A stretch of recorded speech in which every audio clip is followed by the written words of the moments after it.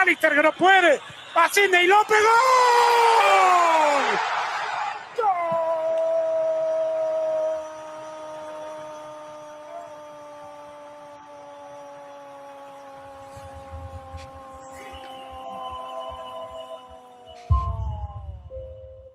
The following is a presentation of Hobson Media. Woohoo! All right, what's up? Not really an opening statement guy, but I will open with this statement. I'm fired up to be here. This is Church Pew Sports, where we connect sports to life and faith. Could you repeat that first part? Take a knee. Absolutely glorious. Lend an ear. I believe it's going to be for the best. Then get ready to laugh, listen, and learn. How about you announce that you're getting better? No matter your team, your favorite sport. Bowling. Bowling's insane. Bowling is crazy time. We cover it all here on Church Pew Sports. And we want to pump you up. Gentlemen, start your engines, brothers. Well, after that goal call, our engines are indeed started. Hello, friends, and welcome to Church Pew Sports, where we connect sports to life and faith, and we're so glad to have you along with us. It is Friday, what month is it? July 10th, 2026. It's 10:40 p.m. Man, what a week it's been in my world. We are glad to connect with everybody and kind of catch you up to speed on what's happening in the world of sports. Bill Hobson here, along with Pastor Paul Miller and David Collins. And by the way, you can watch this episode on our Church Pew Sports YouTube channel. Some of you may be watching it live right now because we are live streaming on the Facebook page for Church Pew Sports and on the YouTube channel. So if you're watching live, please drop us a comment in the chat. We'll put it on the screen and we'll answer your questions, or you can make fun of us or whatever you want to do. We're just glad to have you along for the ride. Paul Miller, how are you after this crazy season? The 4th of July, America 250, the fireworks, the hot dogs, the Joey Chestnut domination, the Red Hot Tigers, and World Cup. How you doing? I am doing great, Bill. I think what you just said is anybody that actually jumps in the chat for the live feed here has no life whatsoever because they're sitting around at home on a Friday night at 10:30. What does that say about us? Well, same thing. So we same thing. Yeah. I had a great 4th of July. I got to go I was in West Michigan with my wife, and my father-in-law hooked us up at the American Dunes golf course. And so I got to experience Folds of Honor, and man, that was an awesome way to celebrate 250. And it was great. Paul, I have a friend who I have not spoken with in probably 15 years who decided that July 2nd or 3rd would be a perfect time to reach out to me and ask me if I could possibly get him on at American Dunes on July 4th. Now, I haven't heard from this guy in 15 years, so of course, he's so glad to catch up with me. We should get together sometime. By the way, is there any way that you could do this? And I said, so let me make sure I understand this. You would like for me on the most patriotic weekend in the history of our country to get you a tee time at the most patriotic course in the country, which is nigh unto impossible. And I politely declined. And oddly enough, we haven't talked again since. So anyways, I don't know. I'm sure he's excited to talk with me again. David, your 4th of July, besides immersing yourself in all things Detroit Tigers, how are you? Oh, I'm doing wonderful. It's been a little bit of a heat wave out here. And Paul, there's somebody sitting right here who lives in West Michigan. You were super close. I live really close to where you just were, but I don't know. Bill, you were asking earlier what month it was. It's the month of the Tiger. It's been the month of the Tiger since June 1st. All right. And I know months only have a certain amount of days, but that was all Caesars and they made it up anyways. The month of the Tiger is as long as this thing keeps riding, baby. Let's go. They are pretty red hot. By the way, it was just a few months ago. I don't want to cause trouble or stir things up. I think David was in Minneapolis where Paul lives. And it was Paul's fault that we weren't together because Paul wasn't in Minneapolis. It's a little revisionist history going on there, but that's okay. There was one like small period we could make it work, but then I got surprised with something. I got to go to a Vikings preseason game. So. I just Bro, want you are the most you are the most important person in my life that I have never hung out with. Never been in person with him at any point in your life. That's fantastic. One of these days. Yeah. Well, what a celebration America had, and we are just enjoying summer, so our schedule for the podcast is a bit sporadic, and I'll fill you in a little bit more on my world as we continue along. But one of the things that we've been doing the last few episodes as we gather is leading off with just some of the top headlines. Now, we do have some World Cup talk coming your way, but let's start with some of the other sports headlines. And the first one, there's nothing more exciting, Paul Miller, than being able to head into the courtroom again with lawsuits in the NCAA world. So what's the top headline that we're going to start with? I'm just lobbing it up for David to hit this one. We all knew that when they went to the 5-for-5 rule, where college athletes have 5 years to complete 5 years of, they get 5 years of eligibility, but they have to complete it within 5 years, that there was going to be some class of student athletes that was going to decide that they were being mistreated because they had just completed their fourth and they were not being allowed to be grandfathered in, essentially. So sure enough, we have 30 NCAA college basketball players from the class of, I believe it's 2022, who are suing the NCAA. And the basis of their lawsuit is that when they were freshmen and were competing against fifth year and sixth year seniors, that was a financial hit that they took because they had to compete against older players. So now they're asking the NCAA to make it right by they're asking the NCAA to move the goalpost back 1 year. So if they succeed in this lawsuit, it'll just be the class of 2021 or 2023, actually. And that's the question. I just, it's that whole thing about, are they ever going to get antitrust protection? And the answer is no. So there's just always going to be lawsuits. Well, it does seem that way. And whenever we talk about NCAA and policy changes, revisions and updates, it seems like the next paragraph is the number of lawsuits being filed, class action style, because nobody's happy with pretty much anything. David, I'm going to put you in the judge's robe for this one. What's the not what's the most likely outcome? What should be the best outcome in this scenario? The 5-for-5 and eligibility and all that stuff. I'm really fascinated by this whole situation because honestly, there's not truly precedent. I mean, there have been class action things in the past. I know Iowa football tried to, organize and get together, form a union, some different things.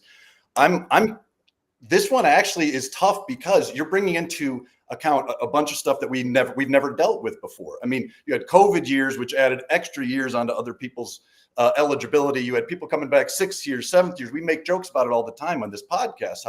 How Indiana, their team was essentially a year younger than the Chicago Bears starting off at. So it's like there's all these things happening, and the problem is there's no template for how to deal with it because the template always used to be the NCAA gets to end up deciding what happens. And since they've been proven to be completely a toothless organization, despite how much they bark, it's really interesting to me how they're trying to maintain relevance. And I know you brought up the antitrust thing, and listen, I'm glad they're not going to get antitrust. It's completely ridiculous that they would get this immunity to rule it in a way that they want without ever having to be questioned on it. Because, hey, we got antitrust, we got exemptions. You can't even question it. Sorry, this is the way we do business. So I'm glad they didn't get that. But it does appear they're trying to make efforts to bridge some gaps. Everything just seems so far apart. I'm not sure if we're ever going to get conclusion on this anytime soon. So what would be your ruling if a college athlete came to you and said, hey man, I have been financially damaged by the fact that during my 4 years of college eligibility, I had to compete against people that were older than me. And the year that you chose to enforce the ruling, I was the cutoff.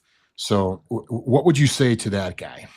I mean, I guess there's a burden of proof on how can you prove that you lost out on that money? Were you good enough? Was it specific? Do you have specific instances? So, I mean, it's really difficult to say. it does seem unfair, and it stinks that the rules changed out from under you, you know, but at some point rules have to change and rules have to adjust, and you have to figure out how to deal within the structure.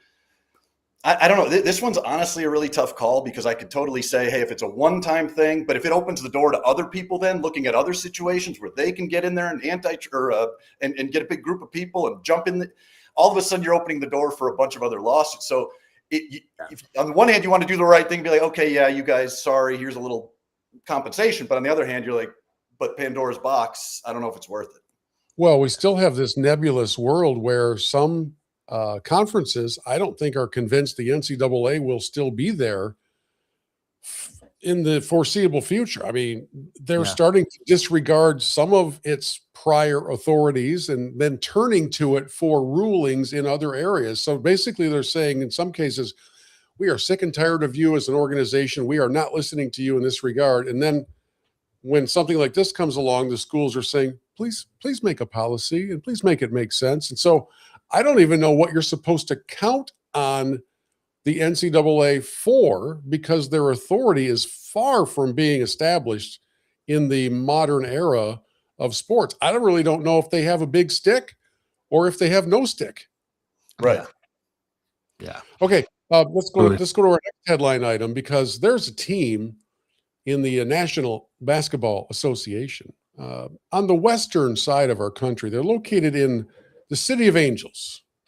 Very popular franchise, an iconic gold and kind of purple uniforms, and names like Magic Johnson and Kareem Abdul-Jabbar and Bronny James, just part of the fabric of this organization. In fact, they recently were able to extend the contract of young Bronny James. Shockingly, and certainly completely unrelated to the timing of that extension, but the day, or the guaranteeing of his contract, the day after his contract was guaranteed, his dad made a fairly sizable decision, certainly completely unrelated to the timing of making sure that Bronny was going to make $3 million this year. Paul, why don't you take us into the LeBron free agency sweepstakes and his hosing of the Lakers? Well, yeah, I think it's just kind of ironic that, you wait until your boy's money is guaranteed and then you announce that you're not coming back. And so I've been actually an apologist for LeBron on this whole, I want to play with my son, because I think that's actually pretty cool that he's going to do it. This is not cool, what he just did. My question to you guys is, there's every franchise in the league that has any potential package of assets that they could put together for LeBron. I'm wondering what you guys think should be their appetite for that. We hear Steph Curry talking about it and this and that and everything. So I'm up here in Minnesota, right? And the buzz around my friends up here in the office and where I work and everything else is, man, we got Anthony Edwards, we got LaMelo Ball. If LeBron really just wants to ring chase, this is where he needs to come. So there's all this buzz from all these Minnesota sports fans who are otherwise bored out of their minds because they have nothing to cheer for, right, in the state of Minnesota. I'm wondering if that phenomenon rings true anywhere else around the country. I know there's a whole list of potential suitors that are all, sending video messages to LeBron and everything else, and he's getting all the attention that he wanted. But what are you guys hearing? And I don't know that I have a prediction of where he's going to land, but what are you hearing? I think you nailed it with the attention aspect. And this is obviously, we've known this about LeBron for some time. Like every time something big happens in sports, he goes, I just had a feeling that dude was going to go score 70 points today. Retroactive predictions. Yes. Yes. You did, bud? All right. I think it's fascinating. I actually don't hate what he did with Bronny. I mean, he's being a good dad, and who cares about the Lakers? Had he done it to the Pistons, I'd be upset about it. But that's, but if he brought the Pistons a title, I'd have been happy about it. So, there's nuance to this. I don't see Minnesota as a possibility. I get the excitement, and it would actually be a good fit, but I think that there's too many ties to Miami, and there's too many ties to Cleveland. I just think if he's going to go out with a team that could be with him, with what they've got now, a potential champion, I don't see why he wouldn't go and end his career back in Miami with Giannis, or back in Cleveland as But that whole thing's weird to me because I don't think he would go back to Cleveland unless they got rid of James Harden, which is hysterical. I don't think LeBron wants to play with him at all. Who does, right? Oh, sorry. I don't think Cleveland wants to play with him at all either. There's this unique conversation about diminishing returns. LeBron was really quite good in the playoffs, largely because in the regular season he really wasn't that much of a factor, and probably wisely kind of managing minutes and rationing them out and managing effort.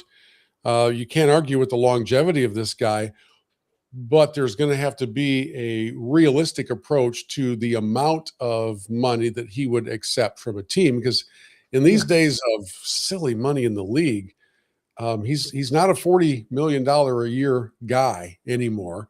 So what is he? I don't pretend to know. I do know this as a Pistons fan. I haven't heard their name involved in anything, but I would really hope that there's no discussion along those lines. I don't have any desire to deal with that 3-ring circus and what's probably a retirement tour anyways, because you're ending up getting somebody who will probably be a part of 40 or so regular season games. And while the desire is likely still there to be the number 2 option on offense, a lot of teams have developed their 1 and 2 options. And so would you come to a city as LeBron with the ego that we know he has and be willing to say, hey, I'll just do whatever you need me to do? It's why Miami makes perfect sense. Yeah, it's why Miami makes perfect sense, because their stars right now are Giannis and Bam. Mostly both really good defensive players, both down low. LeBron would have the freedom to shoot threes because they would clog the lane. I just think that's the perfect fit for his style of play, because Bam's not like I need the ball to score type guy. So LeBron and Giannis could share their touches and Bam could still get hits. It makes sense for him to go there. But like you said, would he take a mid-level exception to go somewhere? I highly doubt it. Do you think he I could be sign up for that right now. Do you think he goes to a place that gives him the most likely the best opportunity to get another ring, or do you think he goes to a place where he can be an actual contributor and not just ride some other player's coattails? This is going to play with your friends. This is ring chasing. I will be surprised if he doesn't end up in Golden State. Huh. So that's an interesting one. I don't know. LeBron is about, like we said earlier, he's about the applause and the attention. And so I think he wants to go to the place where he's going to get the best ending to his story. Yeah. Is that Cleveland? Is that Miami? Is that Golden? It could be Golden State right off in the sunset with Steph. I don't know what that looks like, but I think that he's going for what's the best story outcome for me, whatever ends up happening. And it's going to have to be a team that has another space on the roster because Bronny is going where Daddy goes. It's going to be part of it. The Lakers don't want him. They'll make a deal. They'll trade him for some tennis shoes and a couple of basketballs. In the world of baseball, speaking of our headlines, I'm going to throw some stats at you guys here for a moment right after we hear this. I told you he's angry. Wouldn't want to be Cabrera right now. That's why. See you later. My goodness. He struck out the side. Verlander says, get me a run. Little vintage JV striking out the side earlier in that at-bat. He went 102 miles an hour and then threw a 78-mile-an-hour curveball and had somebody falling all over themselves. In 2011, Justin Verlander threw 4,301 pitches. In 2012, 4,241. In 2017, 4,065. In 2019, 4,046. And he has the record for the most pitches thrown in a season by an active pitcher, including the postseason. Here we go. David Collins, give me your best guess. Total, maybe you've cheated and looked at the sheet. Total pitches thrown by Justin Verlander in his career. I have no idea. 40,000. 62,059 pitches in his career. A workhorse, an ace, a Cy Young winner. And when he signed with the Tigers this year, I think very few people were expecting him to be a major contributor. he was willing to go and work out of the bullpen. They tried to give him a couple starts, and it just didn't go very well. And now the injury bug has set in. And so he did make the announcement that he'll be retiring at the end of the season. Commissioner Manfred created or named him to the All-Star team as a legend pick. He's joking about how he is old enough to be the father of Kevin McGonigal, a Tiger rookie who's on the All-Star team. Tiger legend. Yes, and also what it will be like to be at the All-Star game with his own baby son. So these are fascinating times in the world of Justin Verlander, and with him announcing that the end has come, David Collins, the floor is yours to talk about what JV has meant to the ultimate Tiger fan. You know, some of those, there's some people like you imagine you put them in a silhouette and you just watch them do like go catch a ball or something. You're like, I can tell who that is right off. Verlander is he is the most mechanically sound pitcher I've ever watched. I remember back in 2006 when he first got up with the Tigers, and there he is, you know, super young, making a push for the playoffs. He was, I think, the most impressive thing about him, and it's exactly what Bill was just stating there. It's every fifth day for 7 to 8 innings, that dude took the mound. We will never see what we're seeing. This batch of like Hall of Fame pitchers that are coming up: Clayton Kershaw, Justin Verlander, Zach Greinke. These guys were the workhorse guys. They were the every 5 days. You were going to give you 6 or 7 innings, and they dominated. And I love Verlander. Like when he was talking specifically, they asked him about like how proud he was of everything, you know, the whole shebang. And he said, I'm proud that even when I wasn't good, I was able to eat up innings for the team.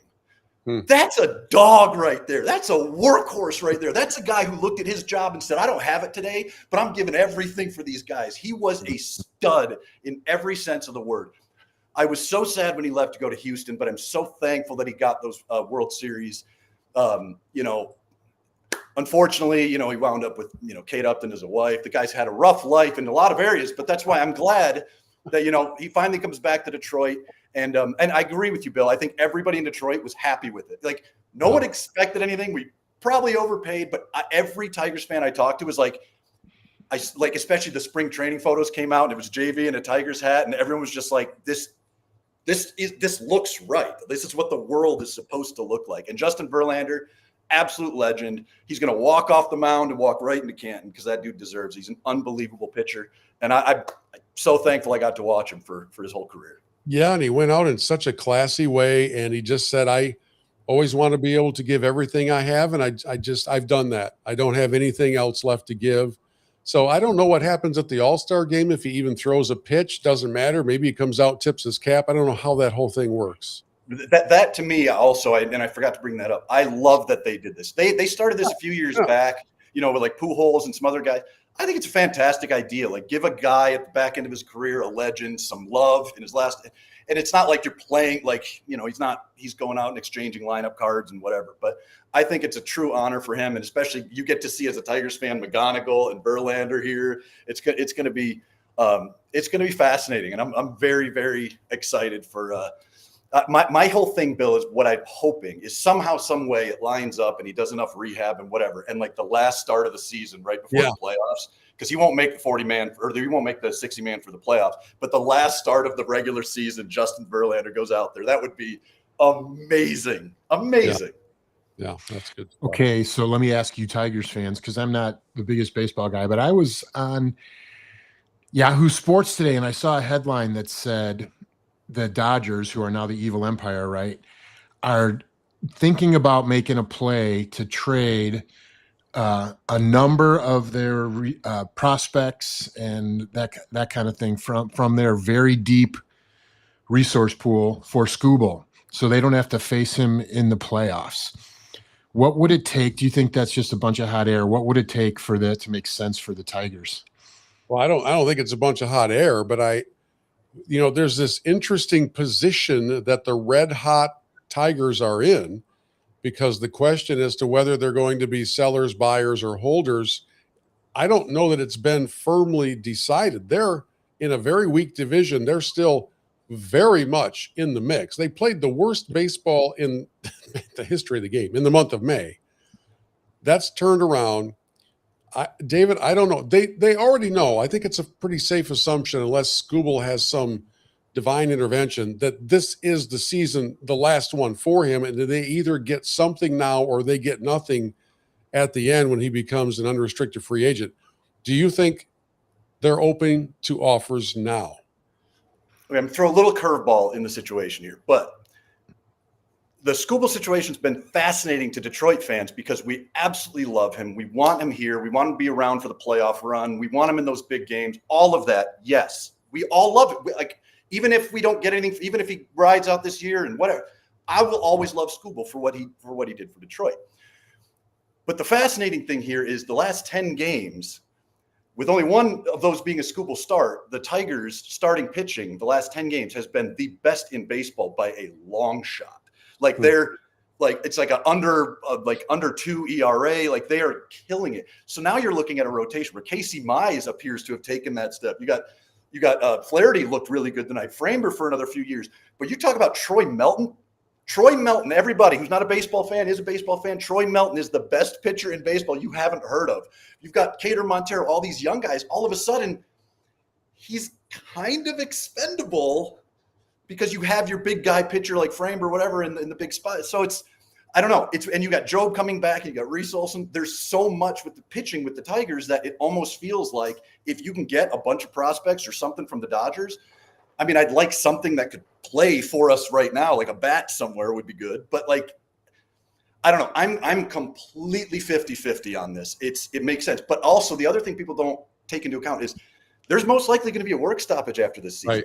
Right, which is why Scooble's not signing any deals, because we don't know what the money situation is going to look like. So I think going back in retrospect and looking at all of it, keeping that in context, there's really they could change everything about that because the owners want a salary cap and their salary floors, and we don't know what it's going to look like. So that there may be an opportunity to re-sign him. I have no clue. So it's all kind of a mystery, and I'm very in the middle on all of it. Can you imagine being as red hot as baseball is right now and allowing the plane to crash and stopping everything with either a lockout or a strike or whatever you want to call it, whatever, a work stoppage is the phrase. Man, oh man. I mean, I know the WNBA is stupid because they were threatening one for baseball. This would be the dumbest thing you could ever think of, which means it'll probably happen. And all predictions are that it's going to. Yes. So, I mean, I heard Buster Olney talked about Tim Kirkjian. I heard an interview with it, and they asked him, gun to your head, what's going to happen here? And he's like, there's going to be a work stoppage. So, I mean, if he's saying that, Tim Kirkjian is baseball. So, yeah, crazy. Okay, so there's the headlines of the week, but the headline really of the month in this 6-week period is taking place on the pitch. Look at me using terminology. That's the next level pitch. And we've got a lot of ground to cover talking World Cup stuff. The first headline that I want to dive into is the moment that appeared to change not just sports, but apparently the world together all at once. And that was the rescinding of a red card. It is quite simply the most shameful decision in the history of the World Cup. No question. FIFA's call to allow USA striker Folarin Balogun to play against Belgium after he was sent off for a violent conduct red card following a VAR intervention defies belief, defies integrity, defies everything the game is about. I don't know if it's because of the accent that it sounds so much more grave than it actually is, but it was almost like you're listening to a report during World War II. I mean, this was just, I heard words like despicable, reprehensible, and all of these different adjectives put on this situation. For those of you who aren't deeply involved in it all, one of the American players named Balogun stepped on the foot of a player from stepped on the foot of a player from where? Bosnia. Bosnia-Herzegovina. And they then go to replay. They take a long time to look at it. Most of the replays in the World Cup are pretty quick. This one took a long time to look at. The official came back out onto the pitch and held up a red card, which means not only is Balogun suspended for the rest of. He's ejected from that game. He's also suspended for the next game. He's one of America's top players. Then it comes to be known that there's not an appeal process. Everybody thought at first, no, they can appeal that, and there's going to be a chance for him to be reinstated. And then it was announced that, no, you cannot appeal this. I don't really know why. I don't pretend to know why. I don't care to know why.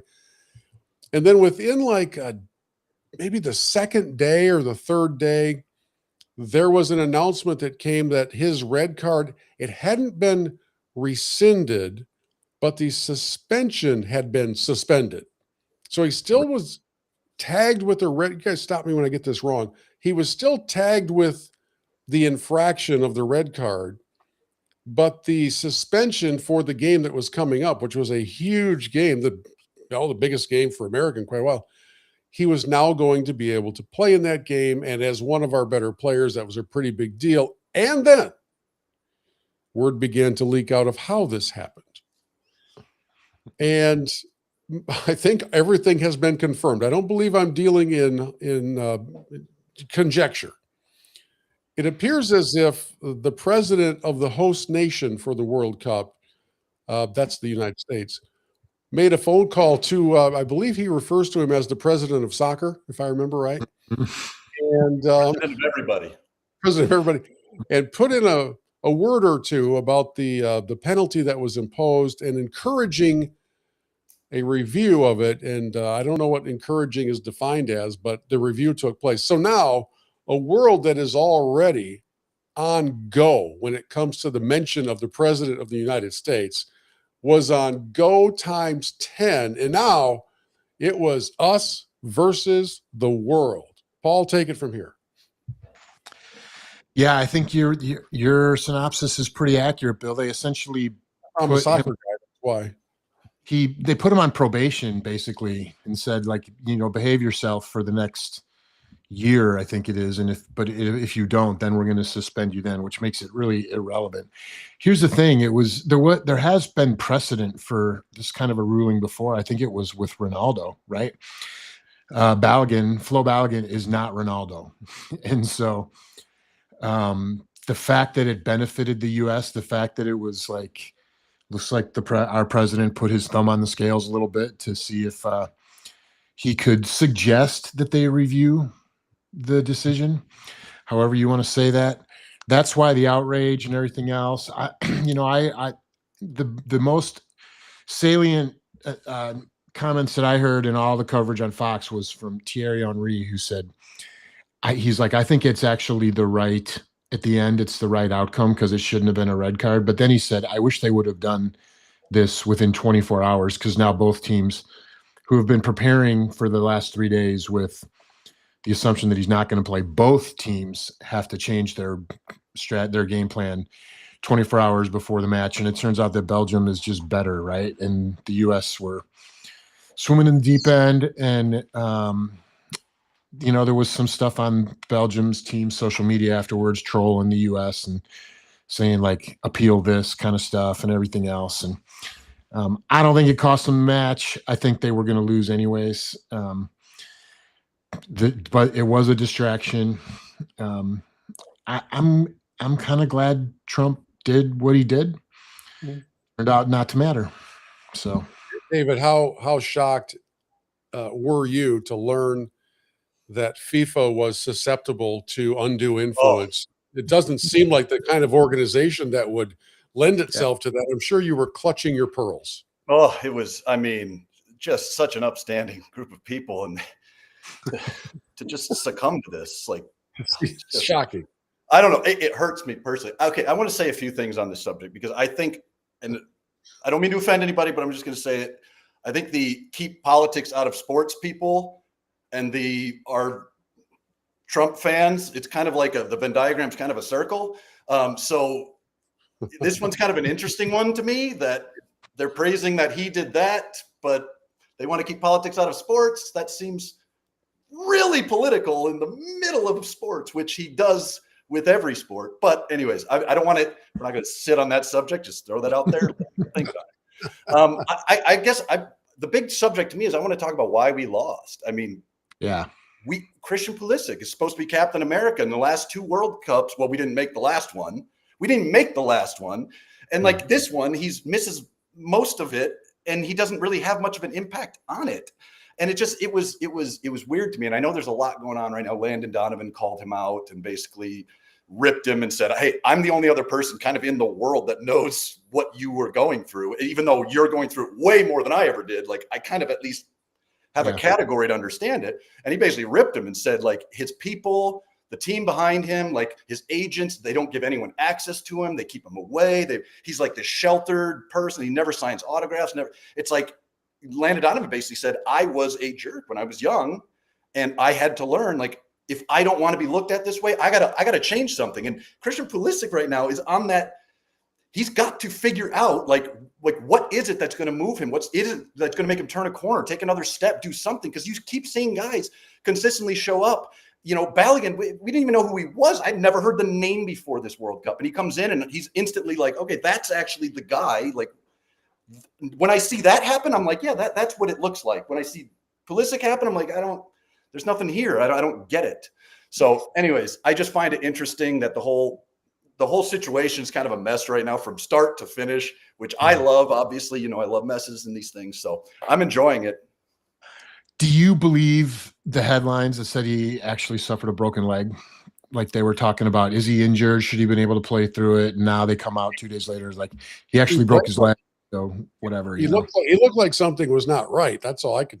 But the whole I will say this, like I mean, if I just kicked a soccer ball as hard as they did, I would break something in my leg. So I'm not trying to disparage anyone's toughness or athleticism.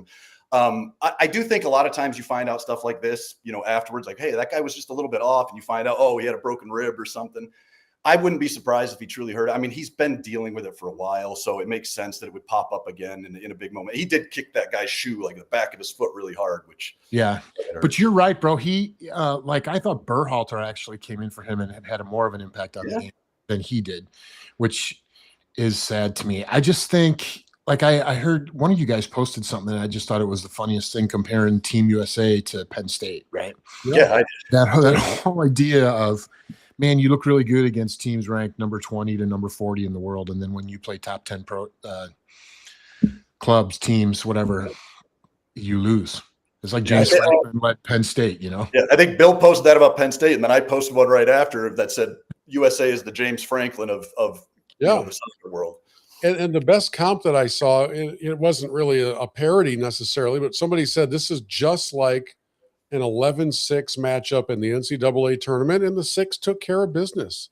You know, the U.S. team was not favored. They weren't supposed to win that game, and they didn't win the game, and they were not close to winning that game.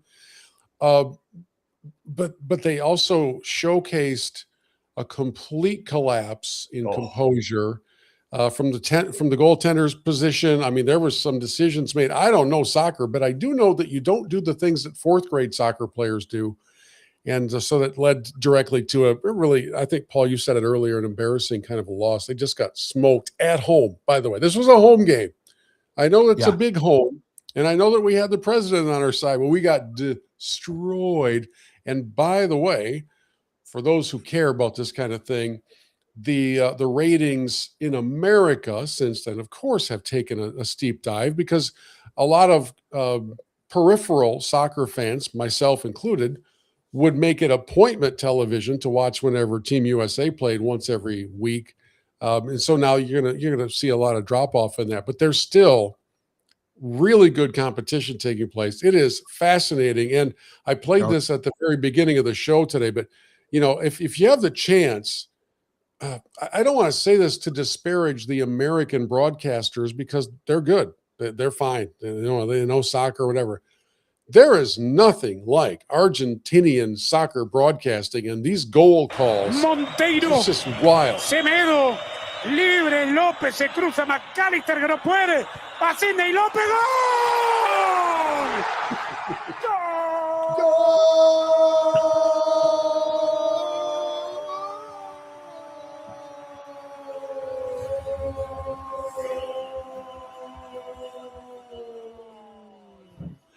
And then he takes a breath and he does another one. He just keeps on going. It's just so fun. There's such energy to it.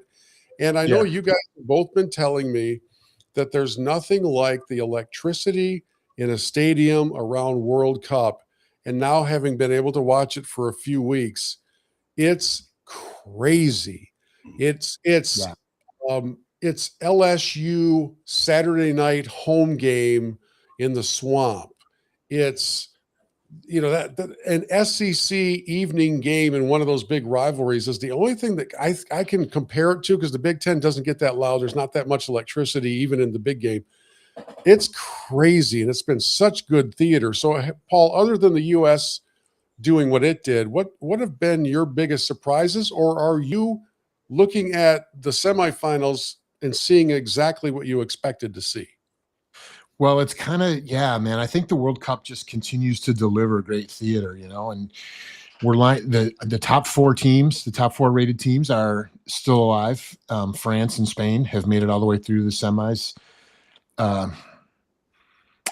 England and Argentina are playing tomorrow, I think it is, to see if they end up filling out the other half of the bracket. Game.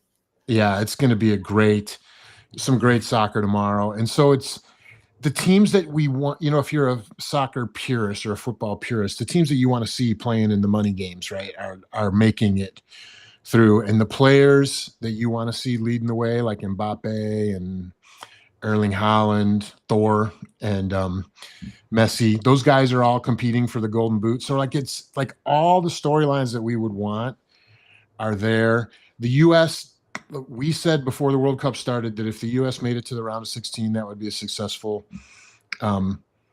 tournament for them. If they made it to the round of 8, that would have been exceptional, and they didn't. So they kind of did what we would have expected them to do. It is what it is. The games have been great. The atmosphere, the crowds, everything else. I'm flying tomorrow to Kansas City for a week-long conference, and I think it's one of the semifinal games is there or something like that. So apparently things are turned upside down in Kansas City right now, and I'm really excited to see what the atmosphere is like. And I'm sure it won't have any effect on the stuff we're trying to do while we're there. Well, but that leads me to a question, Paul. I know that you're going to a conference with, I think, 4,000 young people, right? It's a big deal. Yeah. Huge, big annual deal. Yeah. But leading into one of the general sessions, as you're out in the lobby and you're helping kids get in through the doors and the countdown timer is up there, but the soccer match across town is going to start in like an hour. And somebody comes up to you and says, "Man, Paul, I know you're into soccer. I just got a couple tickets here. They're only for today. So would you like them?" Because I'm a keynote speaker. I obviously can't go. What's Paul Miller doing in this moment? I'm probably taking the tickets, and then if I can't sneak out myself, I'm probably seeing what kind of money I can make with the tickets. That's probably what I'm doing. David, what are you doing? Are you dropping everything no matter what? In an instant. It's a once in a lifetime moment. I mean, that's the thing about life. It's moments. Like if somebody randomly hands you World Cup tickets to a game right there, you go like, sorry, the universe is just telling you at that moment, you got to go do something. Yeah. You don't sell them. You go use them. You go if you can, right? Like my son Jake lives in Dallas, right? And so he is a big soccer fan. So what do you think he's doing? He's beating the bushes right now to figure out how to get a ticket to the France-Spain semifinal. It's going to be at Cowboy Stadium. That is going to be amazing. So, hey, two of my uncles have snuck into a Super Bowl before. So if you want any help in that area, I know some people. It used to be easier. It used to be easier than it is now. Okay, let's move on. Let's get to our holy discontent. It's time to blow off some steam. Get it off your chest. Rant about what's most bothering you. I got a lot of problems with you people. Now you're going to hear about it. It's time for Holy Discontent. Let's have David Collins lead us off in the blowing off of some steam. Well, as you all know, I'm the People's Champ. And the People's Champ does things. On the screen. It says it right there. The People's Champ does things for the people. Yeah. And I got a problem with something that happened to the People's Trophy. And I've talked to you guys many times. There can be no discussion about what is the best trophy in sports that does not only count for second place and below. Because number one is the Stanley Cup. period. End of story. And if you disagree with that, you're very wrong. But I'll get to why in a minute. So anyways, they won the Stanley Cup. The Carolina Hurricanes won the Stanley Cup this year, and their owner, Tom Dundon, decided that he was going to, they put the names of the players and the coaches and the equipment staff, and they put the names of the people that won the Stanley Cup. What a novel concept. Tom Dundon, the owner, however, has decided instead that he is going to engrave the names of his wife and 5 of his children on the Stanley Cup. And not only did he didn't throw it in there as like an afterthought. He put it on the Stanley Cup. His name, his wife's name, and 5 kids' names. One of them 7 years old. Okay. None of them have anything to do with the Carolina Hurricanes, and their names are on the Stanley Cup. He did it before they mentioned any of the players. So that is a disgrace to the most. Why was that allowed? Why was that allowed? How could anybody? You have to do. Bettman, I don't trust Bettman to do anything right. Somehow the NHL is actually a good place, despite Bettman. But Gary, look at me in the eyes. Okay, let me make it full screen here. Hang on a second. Ready? Okay, go ahead. Gary. I don't mind if Tom's name stays on there. He owns the team. But you look at me. His name goes after the players. All right. And none of his other family members go on there. I don't care if Veroshka or Dax and any of the other kids out there. They don't get on the trophy. All right. This thing is sacred, buddy. All right. Fix it.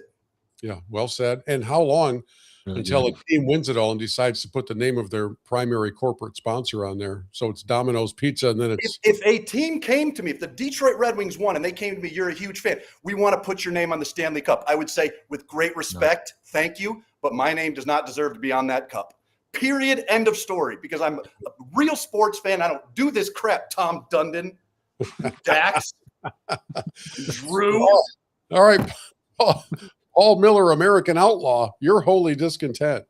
Yeah, Bill, American Outlaws are one of the big supporters organizations for U.S. soccer, just so you know. That's what that is. Not know that. Yeah, I figured you didn't. My holy discontent is with VAR. We've been talking about this so much as we've been trading text messages during the matches and stuff like that. And the technology is so precise that you can be offsides by a shoelace, kind of, or a toenail kind of thing. Yeah. I think we have the clip of the call that was made against Croatia, and I just want us to listen to this call. Jurisic was waiting, Matanovic, and is it going to go in? It does, it's remarkable! Guardiola was on the scene.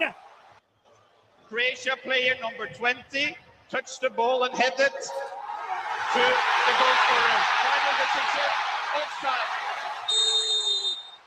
Yeah, so what happened there is the Croatian player, the ball hit his hair, and that ended up playing his teammate offsides, and the tying goal against, I think, Portugal got called back. It's crazy. Here's what's amazing to me, Bill. We were joking about this, like you were talking about.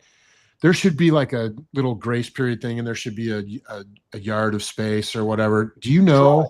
Stride. Do you know a stride? Do you know that Arsene Wenger made this proposal that was called the daylight rule for offsides? And the idea was if any part of your body is on the same line as the body of the last defender, then you're onsides. But if there's a yard of daylight between you and the last player, that's when you go offsides, which is exactly what you've been proposing, Mr. I'm not a soccer guy.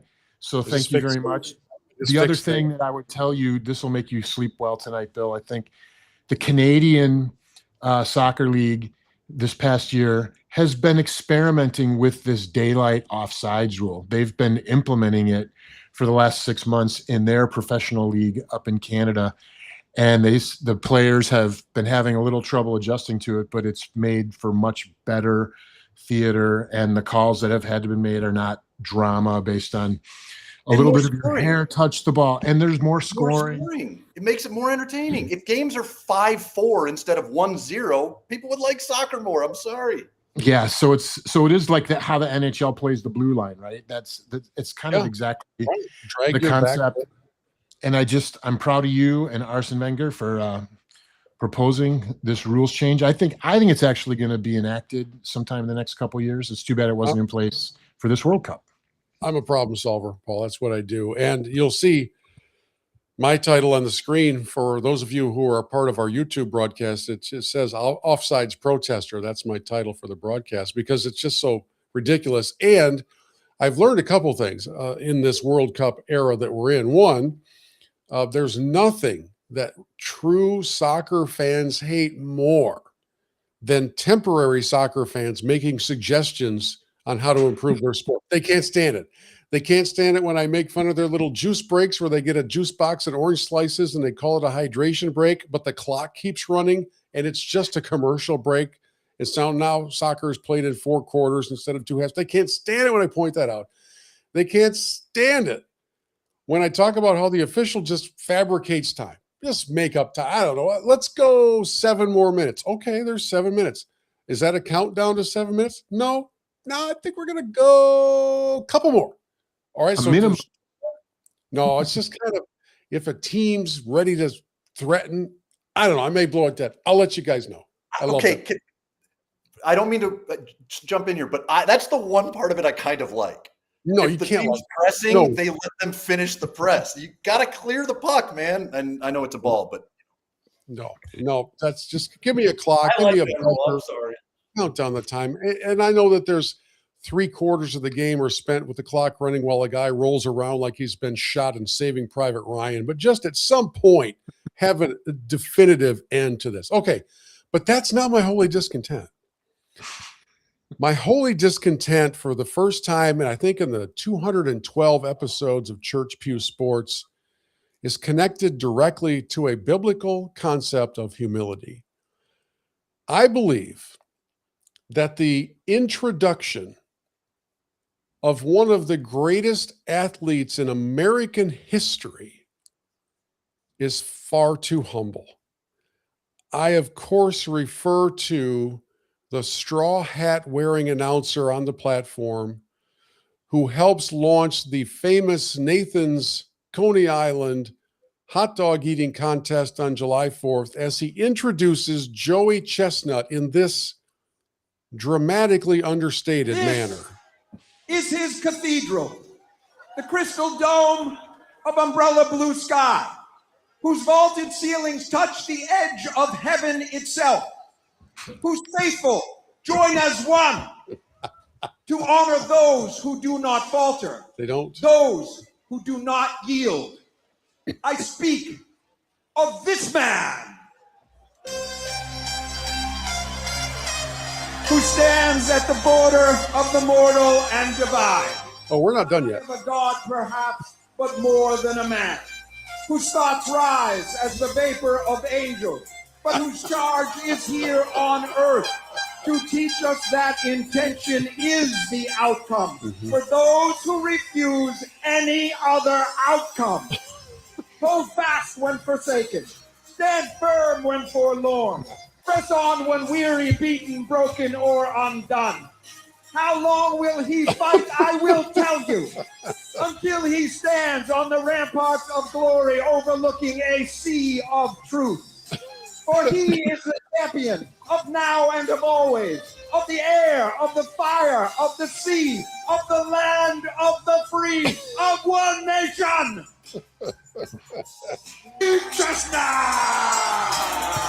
Oh my goodness. All I'm asking is that you would just add a little enthusiasm to it. Is that too much to ask? Listen, in my general rule is I want to make all of sports more like professional wrestling. That is exactly what I'm looking for.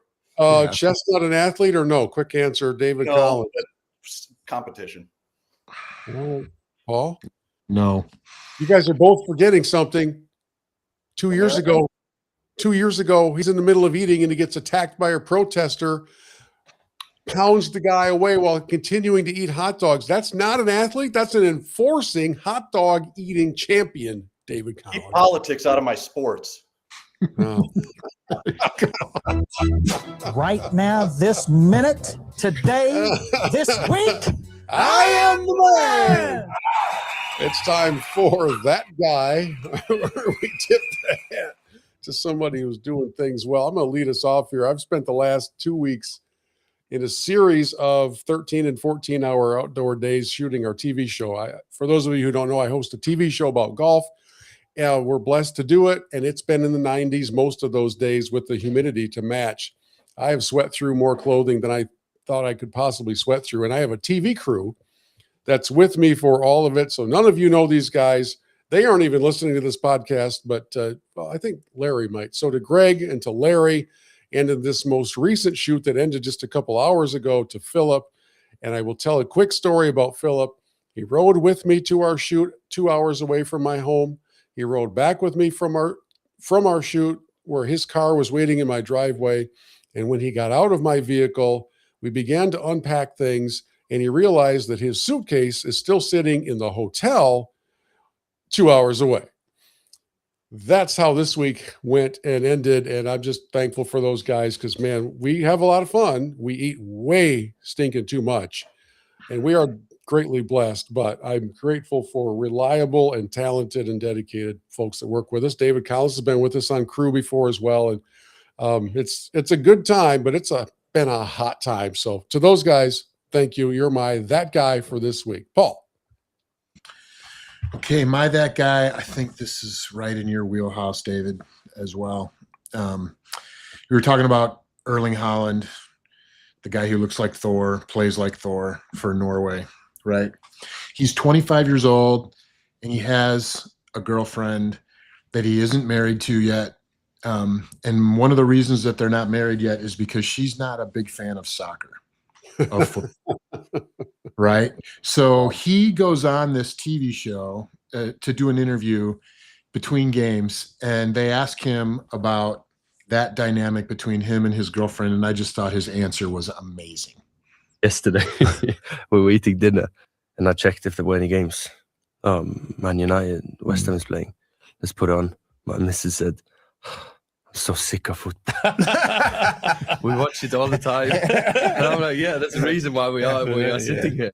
She says, I'm so sick of football. We watch it all the time. He goes, yeah, that's the reason why That's the reason we're in the United States right now. And that's the reason you have all the nice things you have right now, is because football is paying for all of that. Yeah. I love that. I love that he has a sense of humor. And did you hear his one from, I think it was today or yesterday, where he's talking about the England matchup? No. And they were asking about it, and how confident are you in Norway and your ability to? He goes, oh, we have no chance to win. But I'd put us at 0.3% chance. Honestly, there's no chance England doesn't win this game. They're unbelievable. In fact, I think you should just go ahead and put all the pressure on them, because it's all up to them. They've got this thing. He just did a whole routine. It was hilarious. He's awesome. He's awesome. He's having fun. He's joking around. He's not taking himself too seriously, and he's dominating. He was built by God to do this thing. What in the world is that human being? Yeah, pretty wild. All right, David, you're that guy. Yeah, that guy, and I just texted Bill, and I'm very upset about this. But last night there was something really special that happened in the Tigers game.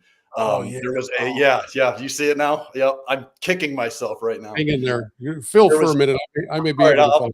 Yeah, I could do that. So there's a young player that came up to play for the Tigers last night. His name's Eduardo Valencia. It's his first. Last night was his first ever major leagues at bat. His first ever time in the show. He's been in the minors for 8 years. He lives in Venezuela. He has a lot of family and friends in Venezuela. So with the earthquakes and all the stuff that's been happening out in Venezuela, and then him traveling and his parents couldn't get out of Venezuela to come to the game, but his wife was able to be there.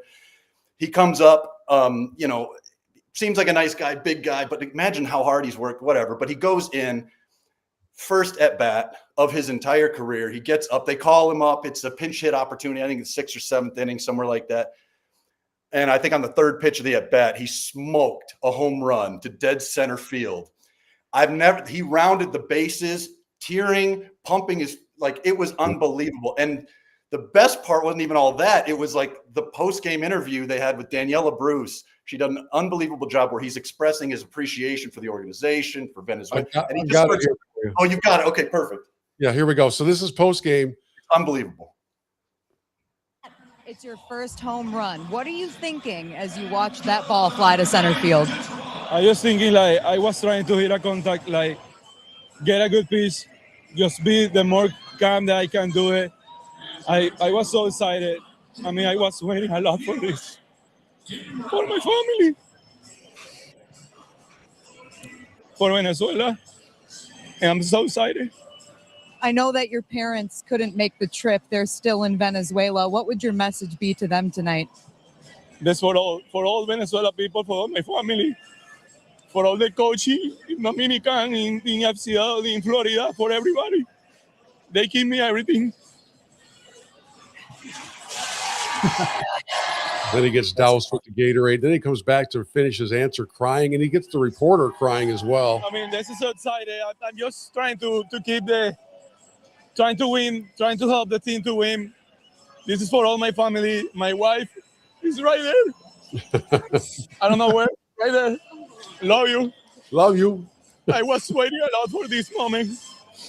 It's so exciting. Yeah. This is so. That's a great call, D. Very good call. And the beauty is after the interview, they didn't cut the camera from him. She said goodbye to him or whatever. No, the announcers didn't say a word. You just watched him as the camera followed him, and he went and he just gave his wife the biggest hug right there on the field. No one said it was like a minute and a half of just them, like it was just emotional. You know, and I'm like, Tom Hanks, I'm sorry, but there is crying in baseball. I'm tearing up right now, man. Like, come on. It was a beautiful moment, and I had to bring it up because it was just a special thing to watch. That's cool. Great call. Great call. Let's finish it up with a 3-minute message. Homer, I'd like you to remember Matthew 7:26, the foolish man who built his house on sand. And you remember Matthew 21:17. And he left them and went out of the city into Bethany, and he lodged there. Yeah. Think about it. Think about it. Okay, man, it's been super fun to talk on this episode about the World Cup. And if you've been watching and if you've been paying attention, you notice that at the end of the U.S. matches, they started this tradition of a team prayer at the end of their matches, and kind of just gained momentum. And I noticed that the circles got a little bigger as the tournament progressed for the U.S. and all that. So I did a little digging to figure out what's the backstory of that. Turns out that that tradition was started by Mark McKenzie, who's a backup defender on the team. And he just went to a couple of his buddies on the team who he knew were believers and said, hey, man, let's just pause for a word of prayer after the game.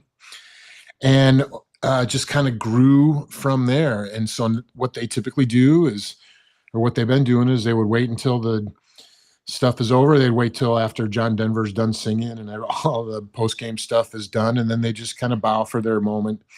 And they go, and Mark gets in the center of the circle and leads the prayer. And he was asked about it, why they were doing that, and why it was why they did that after their loss to Belgium as well. And here's what he said. He said, post-game is an intense moment because you have a win, a loss, or a draw. Sometimes it's great that you win. Sometimes it sucks that you lost. And sometimes you go into a draw and it's like, oh, we deserved it, or we should have come out with more. The prayer kind of just gets you back grounded. Like, no, we're blessed to just be here. You know what I mean? We're blessed to even have this opportunity on this stage. So that's his explanation for why they're praying win, lose, or draw. At the end of every match, they're circling up as a team to pray. And it's just reminded me of 1 Thessalonians 5, right? Where Paul says, pray continually, give thanks in all circumstances, for this is God's will for you in Christ Jesus. And I just think that the U.S. men's team, at least that aspect of what they've been doing, they have been setting a great example for all of us. Doesn't matter the outcome of the game. Take a moment and thank Jesus for giving you the opportunity. That's a principle that we should all live through with every single day, despite circumstances. At the end of the day, we should pause and say thank you. You know, I do this little liturgy ritual thing every night as part of my getting ready for bed routine. It's called a daily examine, where it's just like a walk through different things that remind